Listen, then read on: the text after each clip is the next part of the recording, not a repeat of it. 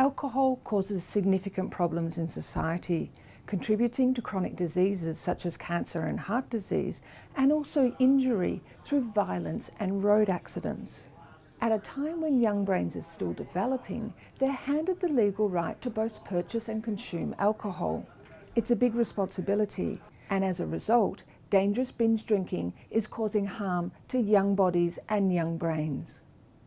Well, the really important thing about alcohol and brains is alcohol and brain development. You know, people used to think that brain development was pretty much over by puberty. It happened through childhood, so we of course say, mothers don't drink when you're pregnant. Of course, we don't give alcohol to children because they're growing, because their brain is growing. But we've had a culture and a tradition that once you're post-puberty, you're sort of growing up. And the assumption your brain is growing up, it's okay to start drinking.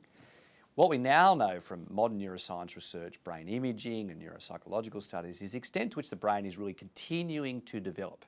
And the really important bits, the frontal lobes which control behaviour, allow you to plan the future, learn from experience, are developing quite late, like between 15 and 21, 22, later in boys than girls because boys go into puberty later, so this is the end of development.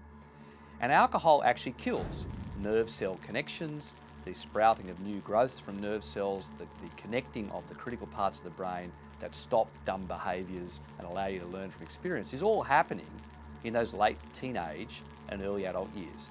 And alcohol, particularly binge drinking, particularly high levels of alcohol in the short term, cause damage to those nerve cells and therefore cause damage to brain development during that period. So the really worrying research that we have now is the pattern of drinking in young people, always been the case in young Australian men, now increasingly the case in young Australian women, does damage to brain development.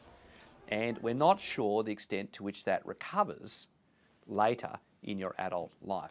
So we have a really much stronger message now that we've got to look at changing the age of exposure to alcohol in young people in Australia, but also the pattern of drinking, away from binge drinking, particularly when you're young.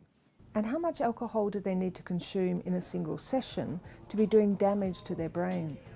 The amount of alcohol you take in depends how you metabolise, how you absorb, depends on your body weight. But basically, if you are in that period of drinking more than half a dozen standard drinks in a particular period and you're young, you're going to start to get the levels of alcohol in your blood which do damage to brain cells. Now, when you say half a dozen drinks, people go, oh, I don't drink that much. But people don't realise that a standard drink is actually quite small. So typically you see in emergency departments, young women who've come in unconscious, they say, I only had 4 drinks. And then you ask them what they had. They had a cocktail that had 4 drinks in it. So in fact, they've had 16 drinks in the last hour and are unconscious. Clearly has had a brain effect. It's actually wiped out their actual consciousness. So it's not uncommon to see young people who very typically on a Thursday, Friday, Saturday night are having 12 drinks or 16 standard drinks. They often don't know because they'll say they only had 4 or 5 drinks, but actually they've moved into the periods or the levels that clearly do damage to key areas of the brain, in brain cells, in the frontal lobes, in the memory centres, in the connecting fibres that are critical to brain development. And they're doing that every weekend. How many drinks would you consume on a big night out? Probably about 7 or 8. Yeah, maybe 4 or 5. Somewhere between 5 and 10. Probably anywhere from 5 to about 15. Now the important bit in late adolescence and young adults is the frontal part of the brain. This is the bit in humans that makes us really different from chimps and the other great apes and confers on us our best cognitive abilities, what really makes us functional adults. So you think it'd be the bit we'd care about the most, but actually it's the bit we put at greatest risk in young people through binge drinking. It's the development of the grey matter here, the connections with the rest of the brain that really matter.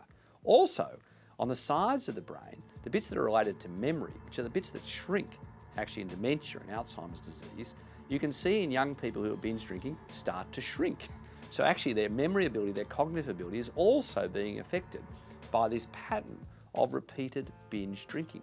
So these two really critical areas of the brain, the things that really matter if you're in higher education or early employment or developing your full potential, particularly between 15, 16, 21, 22, are actually being most affected by alcohol. The problem with alcohol is it's a bit of a catch-22. Young people use it to enhance socialisation and relaxation, but in addition to contributing to trauma and illness, it also contributes to mood disorders like anxiety and depression. So the very thing they're using to make them feel better in the short term is doing them serious damage in the long term. And the message is, drink now, pay later.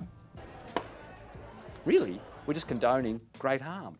We've got to find new ways of having this discussion if we want to protect brains for the future.